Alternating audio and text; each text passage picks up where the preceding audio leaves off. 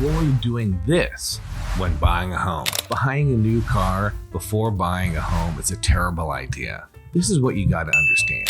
Say you're making about $7,000 a month, you're living in Florida, you have great credit, and you don't have any other debts. With that amount of income, it's very likely you could get approved for about a $350,000 home. But now if you add a $520 monthly car payment, that could lower your home loan amount down to only $300,000. You just lost $50K of purchasing power. And if it's a $725 a month car payment, now you can only afford a home of about $275,000, losing you $75K.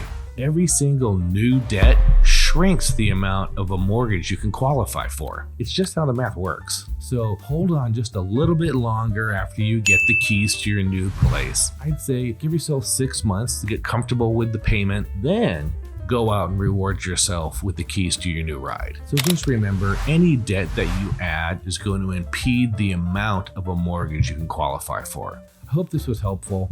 Please like and follow, and if you have any comments, please put them below. Thanks.